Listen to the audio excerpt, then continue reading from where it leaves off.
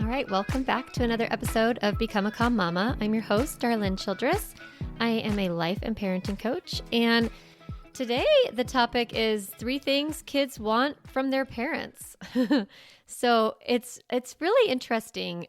We oftentimes put a lot of pressure on ourselves as parents to, do everything right, say everything right, like make sure we, teach our kids all the things and get them, everything that they need and want and all of that, right? And what our kids actually need from us is pretty simple. They want to see delight in our eyes.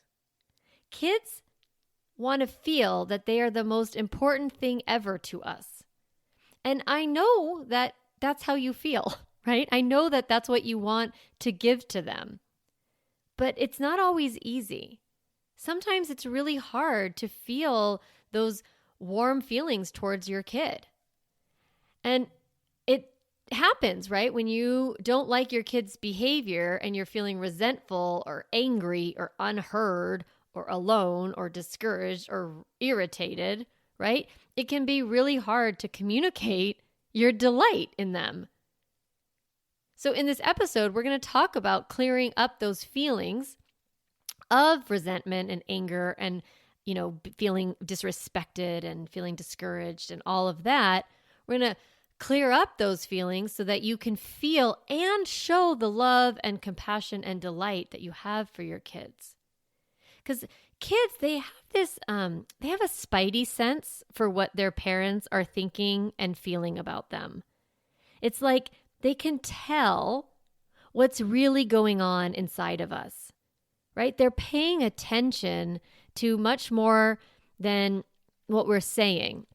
They're actually paying attention to our body language, to not just our body language, but like the tension in our face and the softness in our eyes and the clenching of our jaws. Like they know.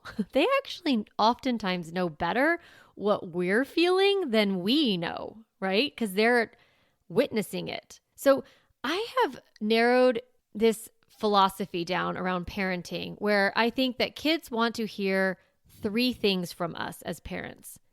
They want us to communicate this in words and action and attitude. And these are the 3 things.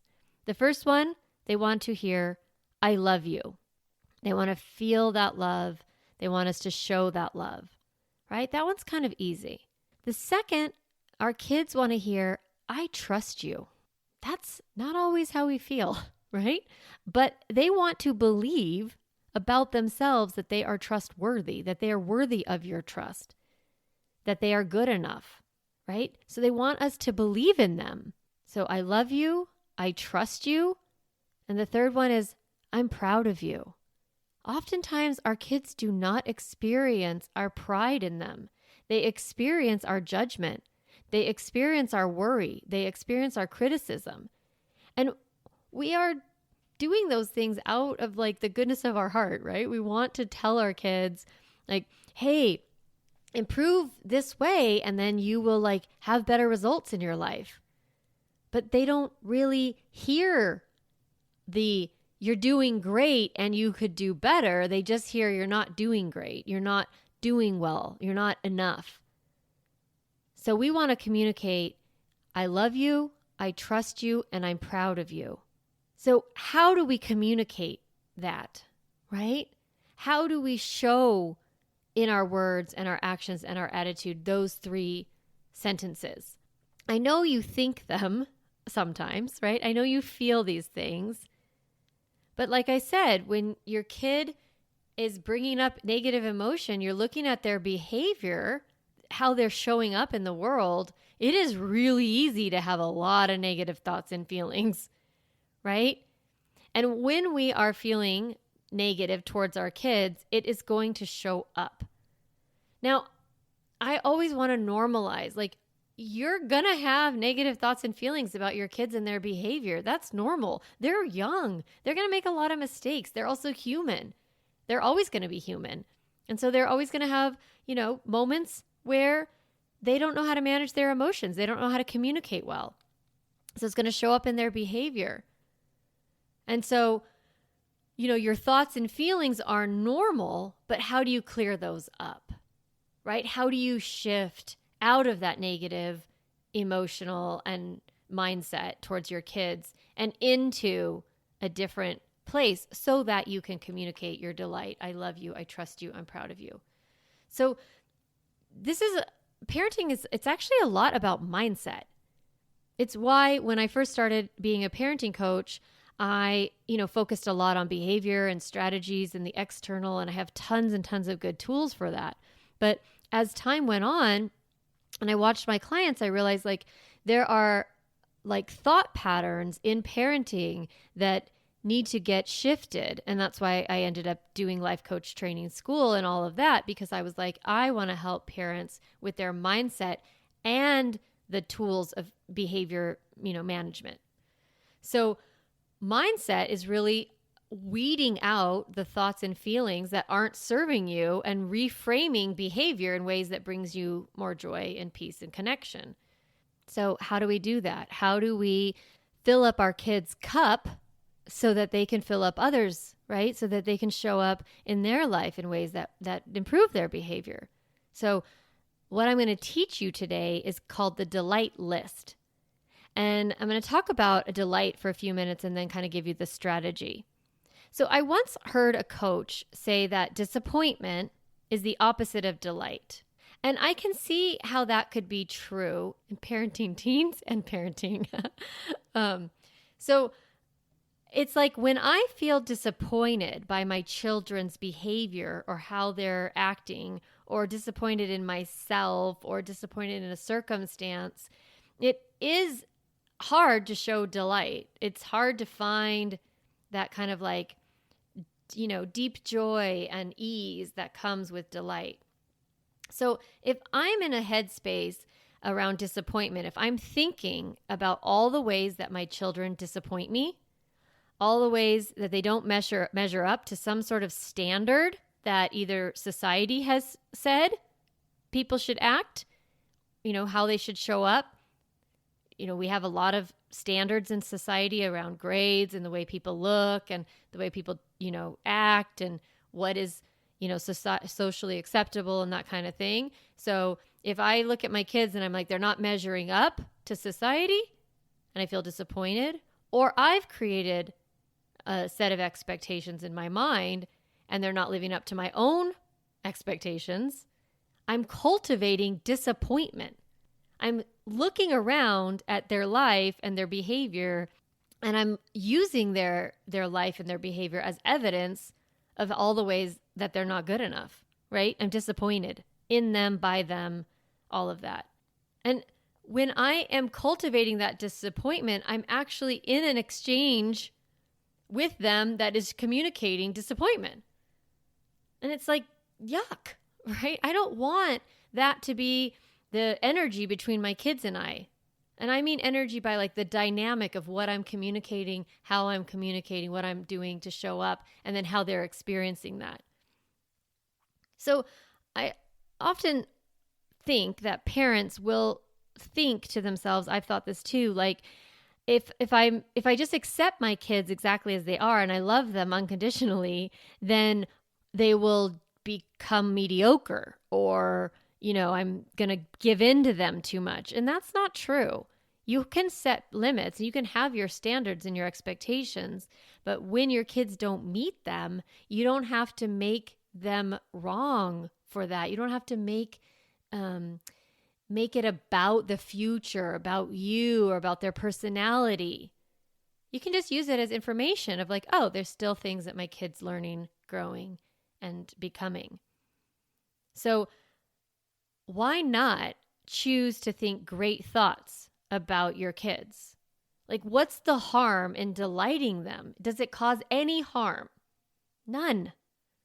No, it doesn't. It only makes things better, actually, because you communicate to them your confidence, your I'm proud of you, I love you, I trust you, then they believe that about themselves, and then they pursue what they want to create in their lives. So how do I do this? And how do I teach my clients to do this? I do what I call the practice of delight. And it's truly a practice. It's a discipline of thoughts. And it goes like this. You write a list of things, 30 things that you like about your child. So if you have more than one child and you're like, oh, which one should I pick? I just think like pick the one that's bugging you the most. Like pick the one that's most difficult for you. So you write a list of things that you like about your child.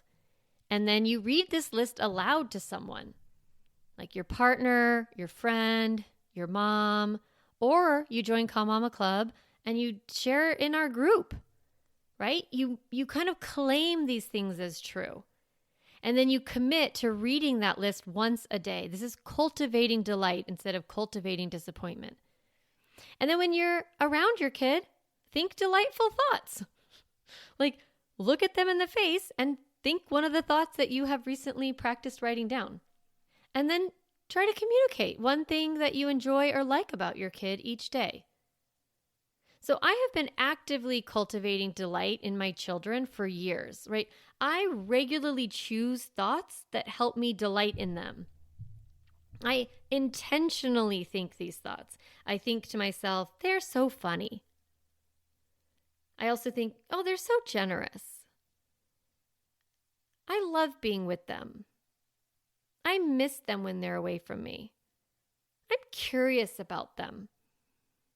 So I think these thoughts, I practice them so that when I see them after school or in the morning or before bed, when we are in those exchanges, I actually feel genuinely delighted by their presence. I have been practicing thinking, yay, I get to be these kids' parent. And so then when I get around them, I feel that way. I've been practicing feeling that way. Now, okay, you can think what you want, like mindset and like whatever. If you think, oh, I don't know if it's really true and effective. You don't have to believe it. Just try it and then see what happens. Like I promise you, you will feel differently about your kid when you practice thinking differently about them.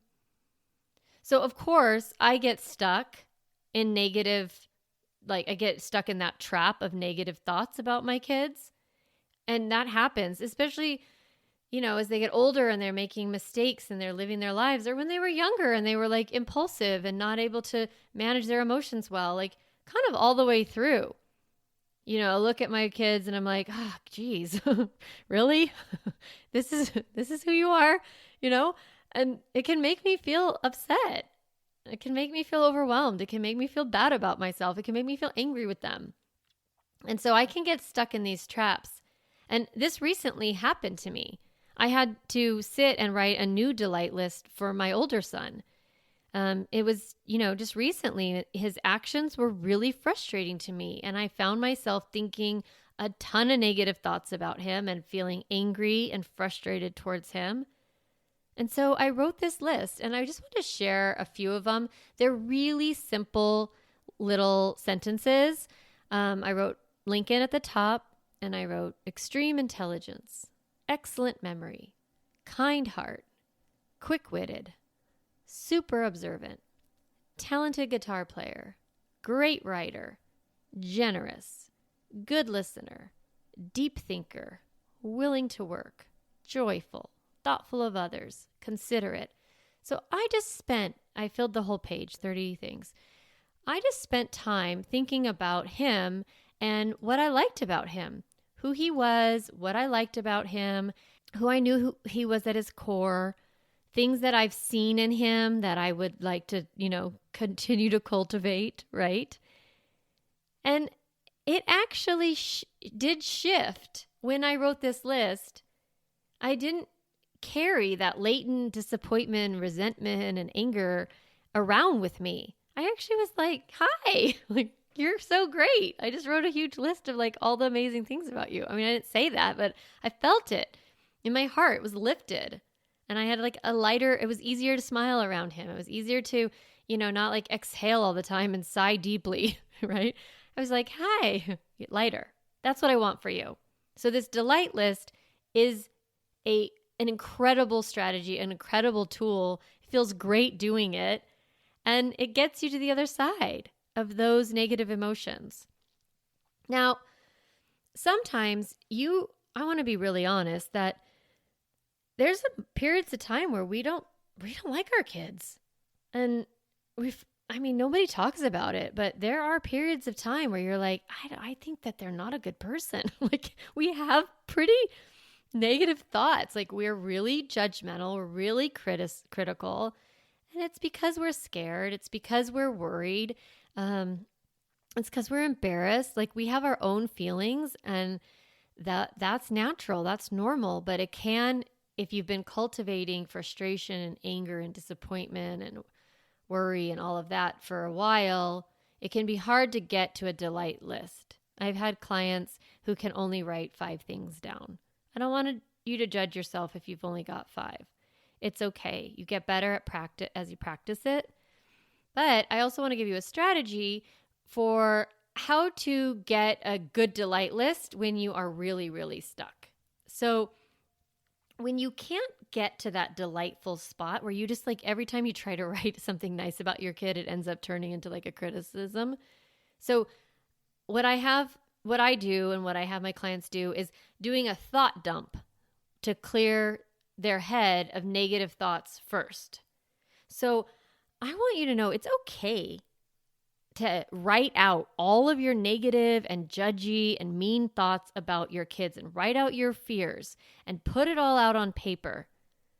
Because those thoughts, they're in there, and hiding them isn't going to help you get rid of them. So put it all out there. Write it out. Call it a thought dump. Sometimes I just put the kid's name at the top and I just write it can be really snarky and mean, okay? I just want you to know, no one has to read it. This is not one you share, okay? This is private. So you write it all out and then take a look at it, read it again, and then ask yourself, what thoughts would I like to get rid of? And what thoughts would I like to replace them with? And as you do it, your delight list will start to come to you. Mean. Maybe that's on your list. Really mean to others. And then you might be able to say sometimes kind.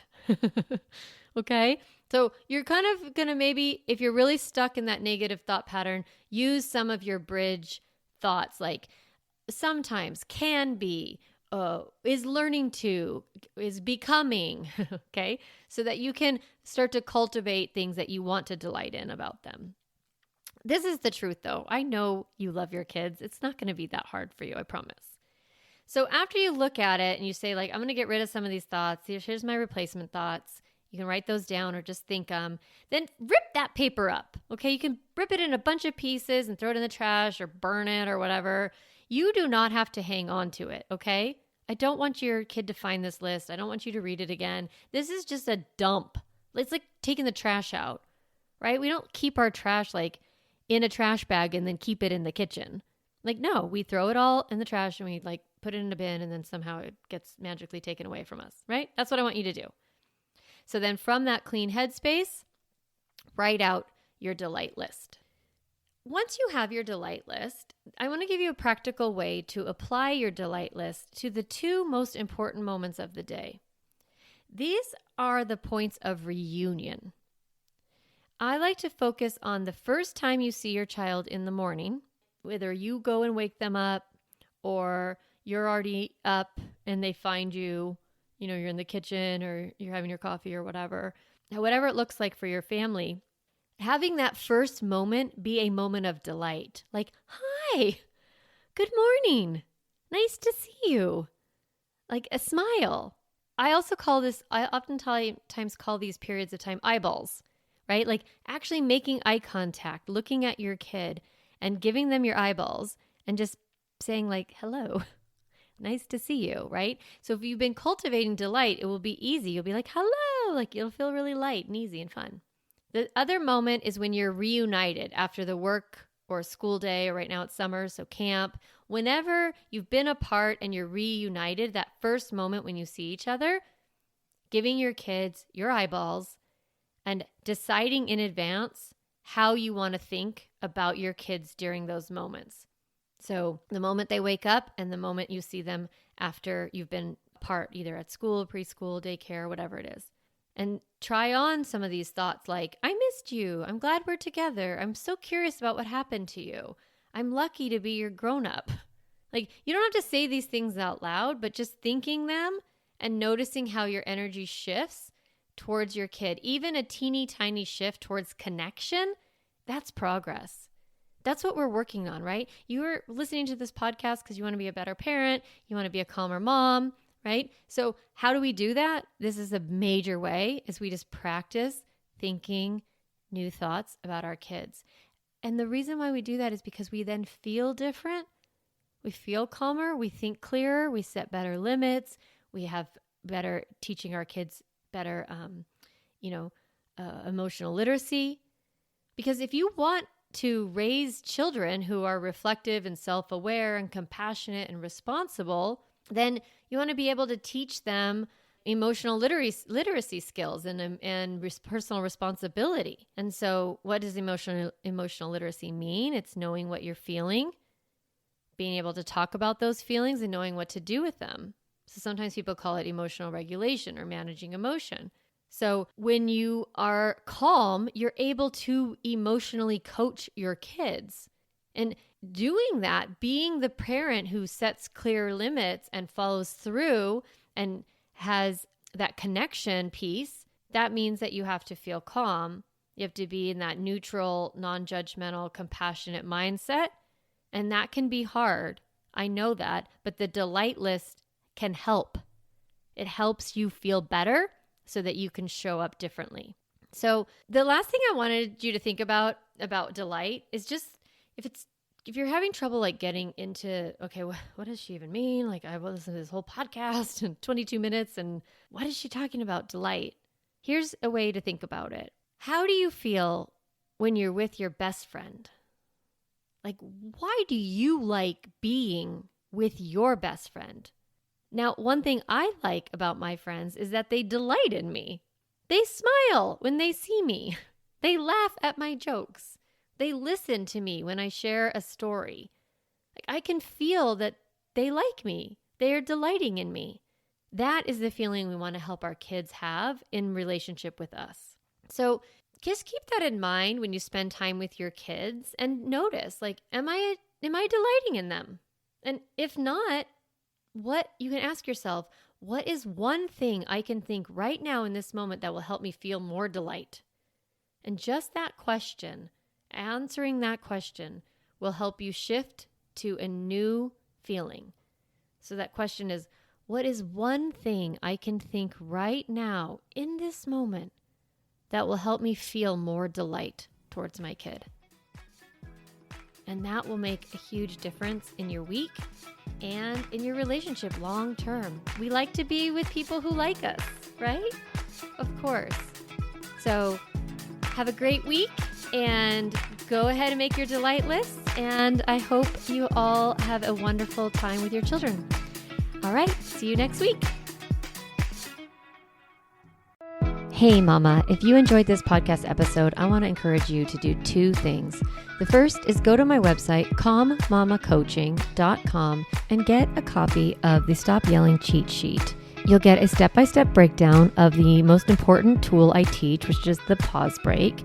And you'll also get 40 ideas to reset your body and balance your nervous system so you don't have to yell at your kids. You can get a copy of that, again, at my website, calmmamacoaching.com/stop yelling.